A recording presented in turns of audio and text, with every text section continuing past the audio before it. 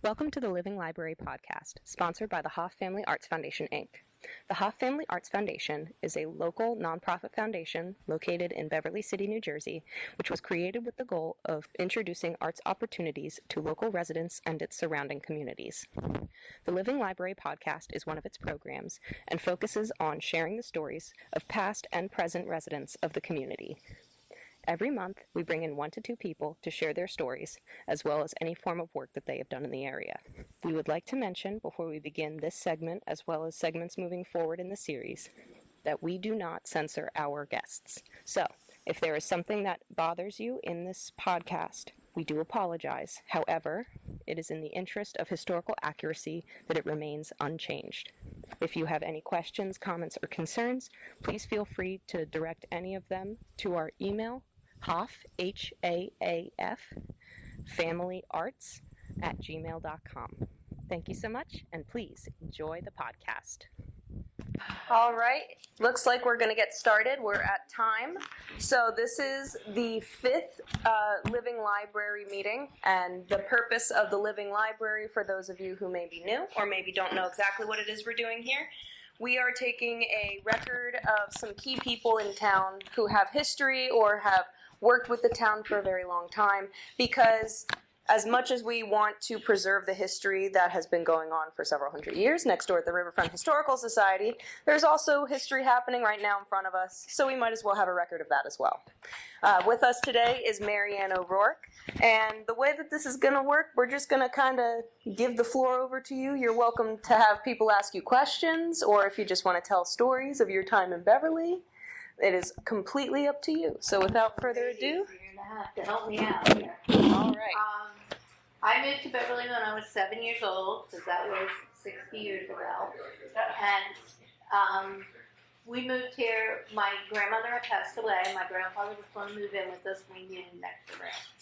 So my parents went looking for a house. And they found one on Lee Avenue.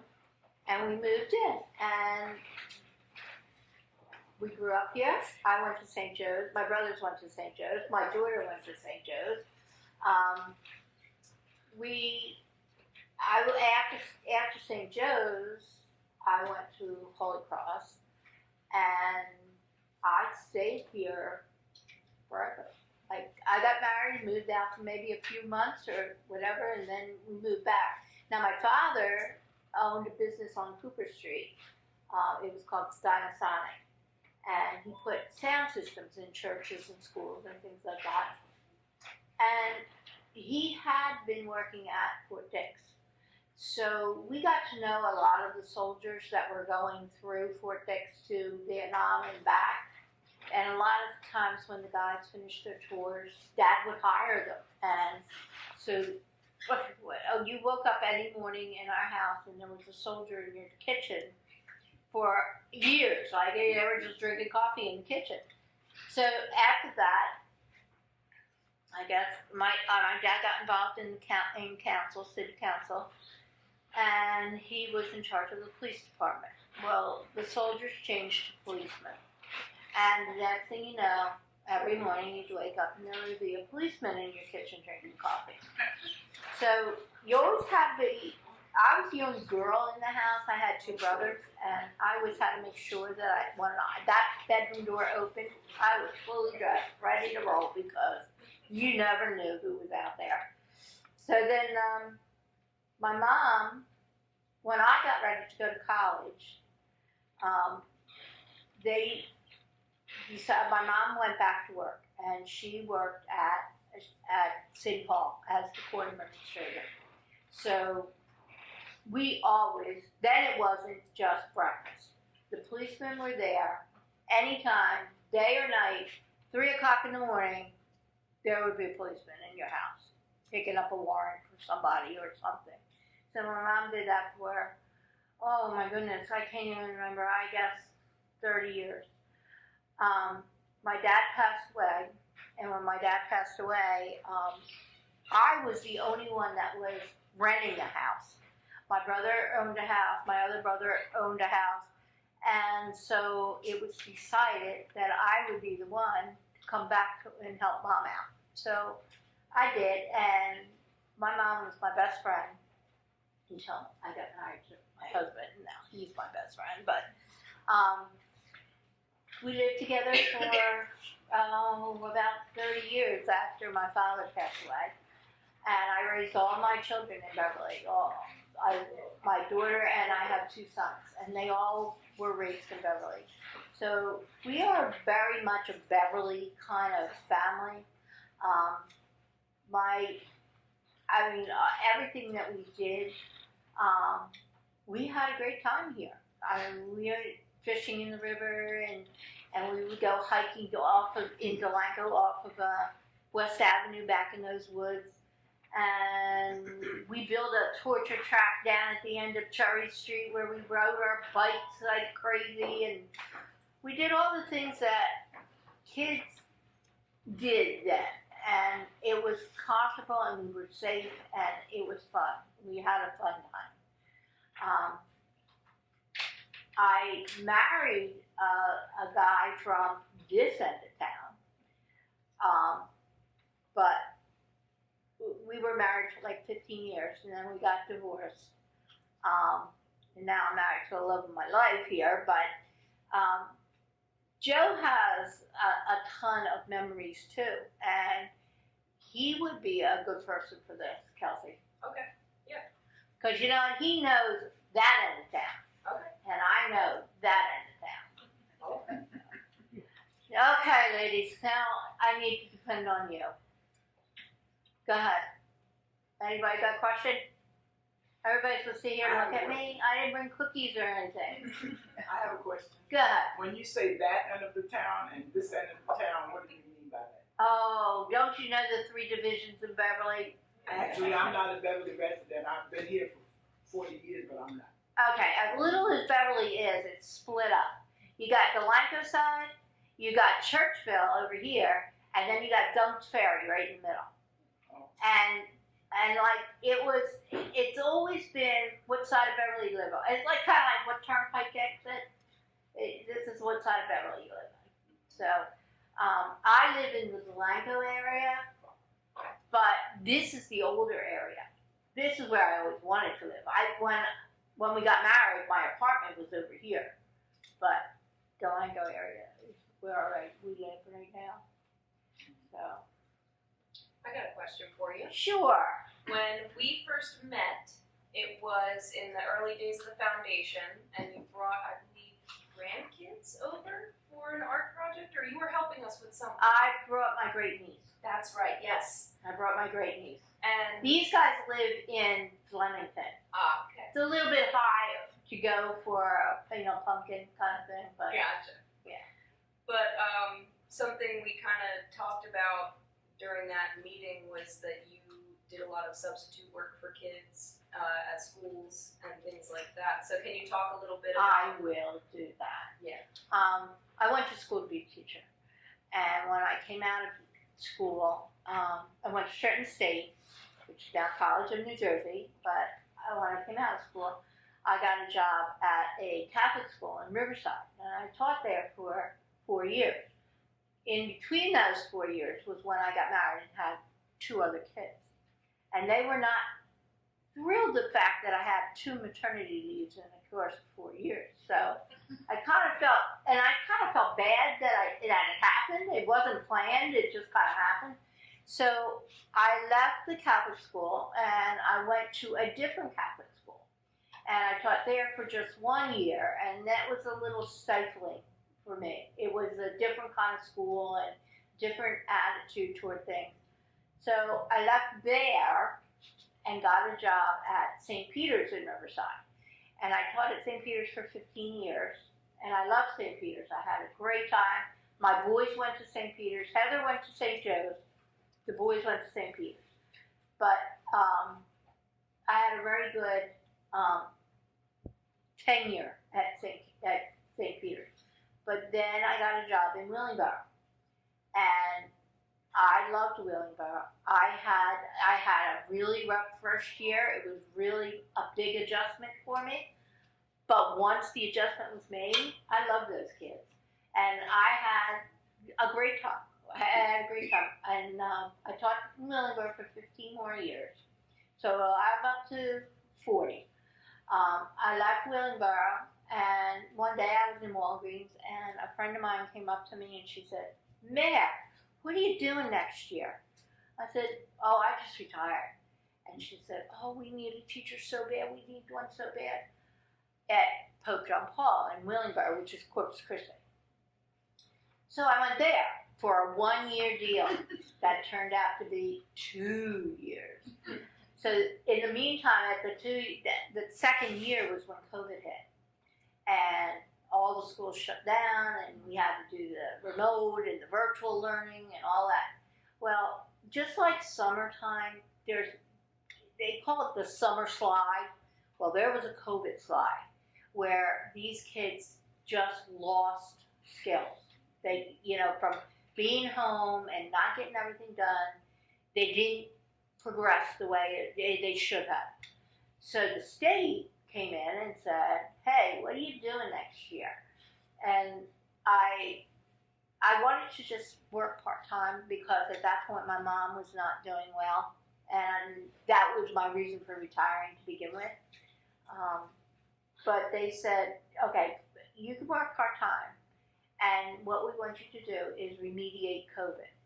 So what I did was I drove around to a couple different schools. Like Tuesday was this school, and Wednesday was that school, and whatever. And I drove around to those different schools and did that. What Kelsey was talking about, though, if you're going to be a teacher, you have to do student teaching.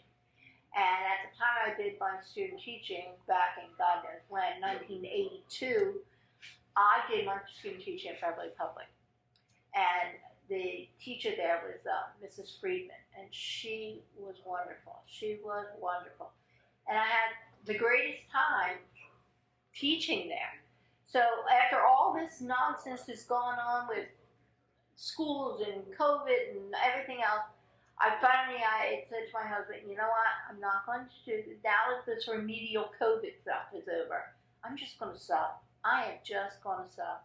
So I decided that I was just going to sub for Beverly and Blanco. And that's what I did. And I loved it. I did long-term subs, like the gym teacher had surgery. She was out for 2 months, and I did gym for 2 months.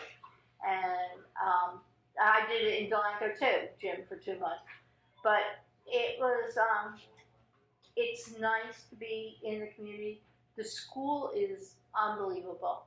I mean, when I was a kid, they used to tell us horror stories about that school. Like, oh my God, Beverly Public. Beverly Public is a good school. I mean, it is a good school. And Dr. Giacomo works very hard to maintain that. So I will defend her. I told her, I said, she goes, "You're my Catholic school teacher." I said, no. I'm definitely your teacher now. So, all right, any other questions? I have a question. I don't know if you know about this. So we're new residents here in this area, Edgewater Park, Beverly area. I guess you or anybody here who might know the answer to this. What is Edgewater Park and Beverly? They're different or connected? They're like, what's the? They used to be one. We share. Like I'm confused. We about share like the emergency squads and fire companies and things like that. But they are two different townships. Okay. Like the school systems are different. The schools. Oh, okay. So I didn't even realize that Beverly had its own school system. Yeah, we have our own. In Beverly, Delanco. No, I know Delanco did. I didn't realize Edgewater Park. Beverly's is tucked away by the railroad tracks, so you don't see. Oh. And they only go up to 8. Once you hit high school, you go to Palmyra.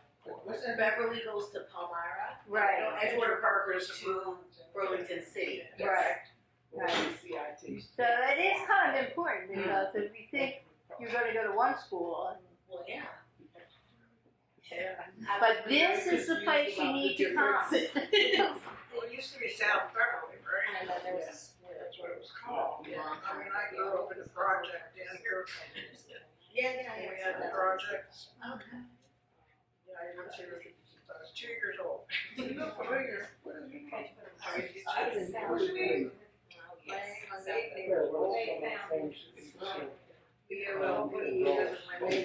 What is it, Skip? Did you, where grew up in there too. Call my daughter, I our did business. too. Yeah. Oh, businesses and stuff. Amarillo. Well, when I was little, there were penny candy stores My last and name's Whitfield. all kinds of things that you could Whitfield. ride your boat to and get, but those kind of things, it moved on. Yeah, we all went to school together. Yeah. Fishes. So have all of you lived in Beverly for a long time? I did. We're talking about it now. All these people that been together for We're all Beverly people right here. You're all Beverly people? Okay. I'm not. Original Beverly people. She's from South Beverly. Okay, give me a name. Give me a name so I can match it. A name? Is that Marianne? Oh, okay. I grew Alright. up one of that. Cooper You- Street by the river. Were you on the corner of Manor? Was That that, was my brother. that was your brother? Okay. Okay. And I was on Cooper Street down by the river. Ah, okay. Are you related to the Annabellas that's in Edgewood Park? Bill, Yes. that's my brother. Oh, okay. I'm 2 streets out of Beverly. I'm in Delanco, West Avenue. Yeah, I know. You're on what?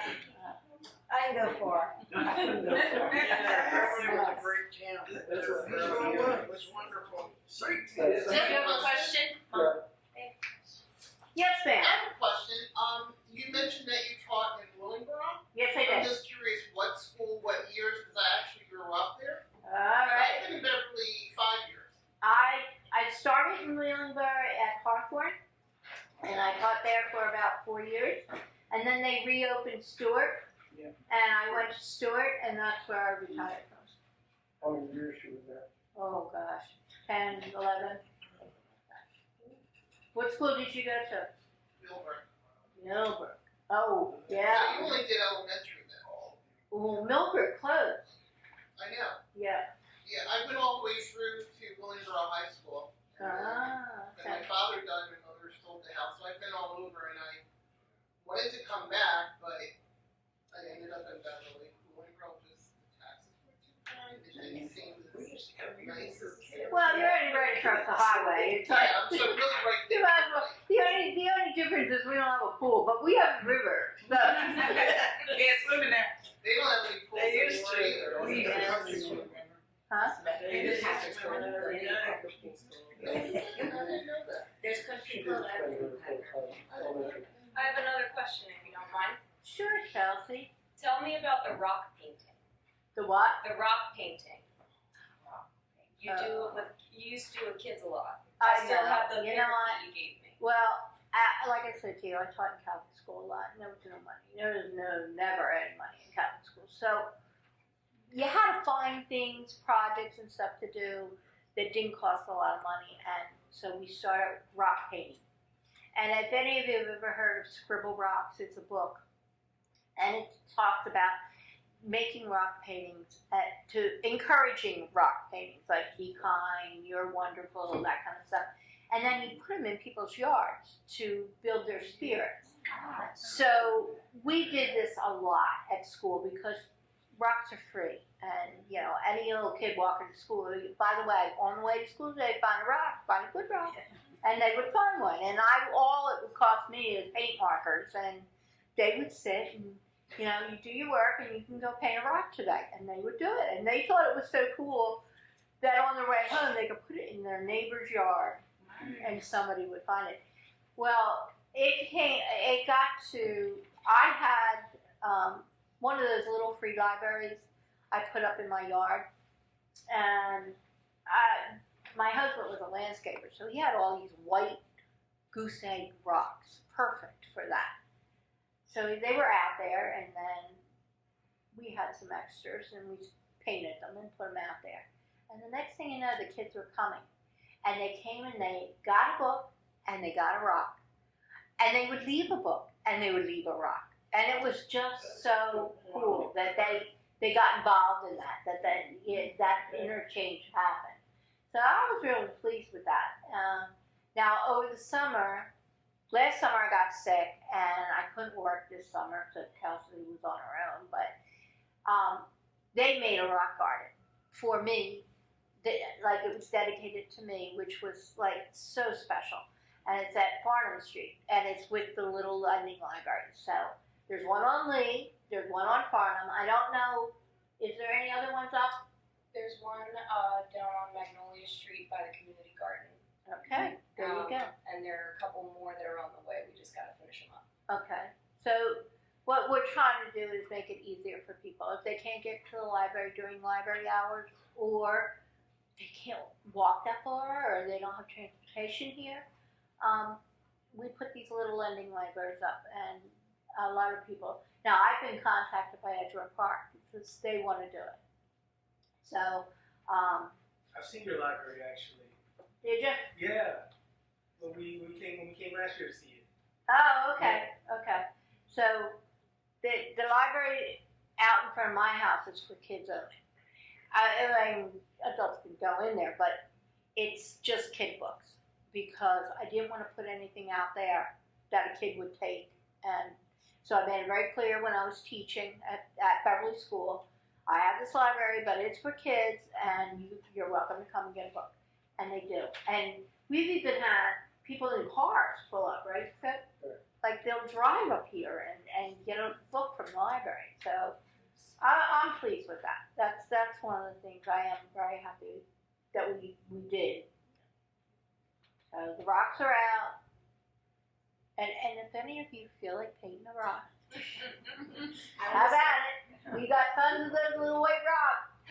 So I will say too, our boys went to or our oldest son, Mrs. O'Rourke, taught him for second grade right before COVID.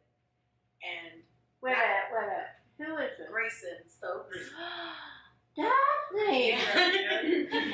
Yes, we wanted to come and see you and listen to your talk today. So Grayson and Gavin are at a birthday party, so they were not able to join us today. So that's why we're here without them. But that rock thing, oh my goodness, they loved this rock, and Grayson did it in second grade, and our youngest Gavin was not old enough yet to be in the class, but Grayson brought home the idea, and we made the rock, and they just had the best time. We left one in the parking lot of the gym or something. Like they wanted to just leave them, but then we had to go back to see if somebody took it. Like made me drive back like the next day to confirm that it was, and it was cute because it said like, have a nice day. It was like a positive message, but they were so excited to go back and make sure it wasn't there. That somebody had picked up their rock, and it wasn't there. Somebody had picked it up. And they were, so if you ever see a painted rock somewhere, pick it up because they did. Like they did. Stuff. They were really happy. Or Grayson was excited. We put Gavin's like in the grocery store parking lot or something, but just like random places where they're like somewhere that somebody could see it and pick it up and have a nice day. So they. And you know what? I think now that you're telling me this, I get wait a minute. Grayson's class. Was a class I never should have had. Really? I know that was your last year teaching. That was your when voice it, but I was supposed to be, they told me when I took the job it was a 1-year job. So it wasn't the class before. And then it became 2 years.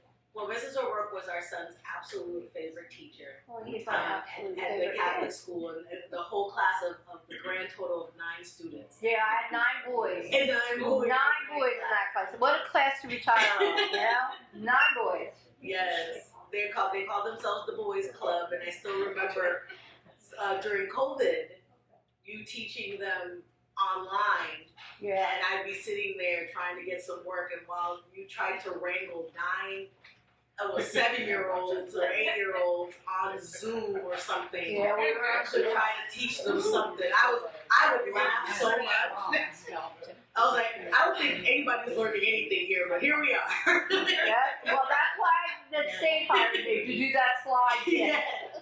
Because nobody was learning anything. I don't think they were. But you tried though, and that's what matters. I did try. I tried. Yeah. I guess I have a question for you. Since you've been teaching for so long and you've gone through so many students, I always hear teachers talk about the differences that they see in kids from when you started teaching and now. Do you see a difference in the students? Do you see a difference in the parents? Is it like I see a difference in the parents. In the parents? It's more in the parents than in the students. The students generally will fall in line with what you want them to do. Every once in a while, you get a little like whipper whippersnapper, you know. But generally, the parents give them more, like, they're always looking for what you did wrong. Yes, absolutely. They're always looking for, like, well, did you do this? Did you know? My job. Yeah. I'm a teacher. And nowadays, it's tough. I mean, we have a lot of children now that have special needs, and they have IEPs. And when you have 20 kids in your class, and you've got to remember who needs their instructions written down, and who needs their instructions said orally, and who needs a partner to help them with it, you got to keep that straight. And that takes a little bit of time to do. So my advice would be, please give the teachers a little bit of time, like, to figure that out before you, like, the third day of school, you're in their face, you know. One of the projects you did at school, wasn't it, was the Earth and the Moon that you put up? Oh, yeah. I got certified to be a planetarium person, so I can rent a planetarium and bring it. Like, I could do it here, Kelsey, if you wanted me to. We have put up a planetarium and take the kids in the planetarium and show them the stars and the moons and how everything orbits and does it. Just like if you were going to Philly or something, like. Oh, one of the Star Lab The things. Star Lab, It right? looked like an enormous igloo. Oh, yeah, no, we did Not that with just one choir student, class. the whole class. Yeah. Well, it was this big tent, and all it was nighttime in there. Oh, She wow. pointed out the It stars. is very cool. Nice. Very cool. So we did that for a number of years. It costs like, well, Broadway, they used to be free. Eric, which is an educational resource place, would rent them, loan them to you. Well, then Eric went out of business. They lost their funding. And so now you have to buy them. Well, they were $10,000 to buy them. And I do know people that bought them because what they do is, like, okay, I get mine from Raritan College, usually. But if you rent it from Raritan, they charged me $450 a week. So if you paid for it and you had people renting it from you, you could get your money back, you know. But we did that for a number of years. I did it in Willingboro. I did it in Pope John Paul. Where else did we do that? St. Pete's, I think. We did it. Stewart, didn't you do it at Stewart? Well, that was Willingboro, yeah. Yeah. Because when we did it at Stewart, we invited the other schools if they wanted to come to make it. Was it your class that Mr. Hoff and I came in to teach the kids how Yep. to make Jacob's ladders? Yep. Okay, good. Yep. That was the first time I met Well, you. because I like hands-on. I'm a hands-on kind of person, and I think kids get more out of it if they're doing something. So Kelsey was only in school still, and I had asked, I forget where I saw Mr. Hoff make these Jacob ladders. Well, they've always fascinated me. So he said he would come to my class and do them. Works for me. That's a STEM activity, and that's a big thing these days. So he brought Kelsey and her brother, and there was a couple younger people, and they took this class and it was Willingboro, wasn't it? Yeah, it was Willingboro. It was like in Willingboro, every class was like 25. So they took these kids, and second grade, 25 kids is a little bit rowdy, and they made them do this, and they were so excited. They were like thrilled, and in fact, after they left, one of them threw the other one's thing. You know how that is, and he got so upset because it broke, and the string came off, and it was like, oh, it broke my thing. You know, it's like, no, we'll fix this. I remember how she did it, and we fixed it. But to have something mean that much after a 15-minute lesson was good. It's real good, and I'm sure they remember it. So, just like Mr. Grayson remembers rocks. So what is Grace? I mean, what is not Grayson? I like that name, but what is you just said Jacob's ladder? What is that? It's a toy. It's a wooden toy, and it has ribbons on it. And when you take it, you turn it like this, and it will click, click, click, click, click all the way down, and then you turn it back, and it goes click, click, click, click, click. Oh, I see now. It is very cool, very, very cool. And it is something that, you know, if they learn how to do it, like they have to get the wrist action down, but once they get it down, and then I have to say put them away, because, you know, you got 25 of them clicking in your ear. All right. So, I just wanted to share something. Mom had mentioned in her initial speech about, what did you call it? The torture track? The bike track Oh, the that you torture guys track. made. Torture track. I was a bookworm. I was an indoor kid. I didn't do that kind of stuff. So I never knew about the torture track until Mother's Day of this year. And we were all visiting Mom. My brothers were both there. They're 10 years younger than me. So we had different childhood experiences. And they said something about, we were talking about Beverly, and they said something about the torture track, and Mom said, well, we made that. And they were like, wait a minute, the one down at the end of the street, it was like, apparently their whole childhood, I knew nothing about it, but they loved it. All the neighborhood kids used this bike track. And it was such a big thing for them. And when they learned that Mom and my uncles and I don't know who else, friends I guess in the neighborhood made this thing, it was like they were royalty, like heroes. Like, you made the torture track? I'm not 47, this is the first I've ever heard of this thing, but apparently it was like epic in their childhood. Custom Paint had a paint factory down there. And it was woods around it, and we went down there and we just dug holes, like dug big holes. So you would ride your bike and you would hit this pole, it was right around when X Games were coming up, and you would jump up in the air, and we called it the torture track because you always got hurt. I mean, you had one loop and you're hurt. You know, we taught you. But we all played down there. I mean, it was where you met your friends. It was like the first thing in the morning. And I lived in the generation where it was like, okay, eat your breakfast, out the door, see you when the street light comes on. Right. So you were out all day with your friends, you know? All day. So, yeah. That's going now, that track. Huh? The house is down there now. Not where the track is. The track's still there. Well, you're talking about the end of Kramer Avenue? I'm talking, yeah, right. Okay, well, right behind that big old house. They built the house Yeah. on the other side. Well, that's the line. Because we always You can't talk about that. Yeah. That's the line go. All right, so we just got one last question for you and then we'll let you go. We try to end each of these living libraries with a similar question. Do you have any advice for younger generations that you'd like? Go outside and have fun. All right. Always have fun. Always have fun. Life's too short. Enjoy your childhood. All right, well, thank you very much, Marianne. Thank you very much. Thanks for helping me, ladies. Very good. All right, that has been our living library. Thank you all so much for coming, and stay tuned for our guest next month. We're not entirely sure who it is yet, but we'll find out soon.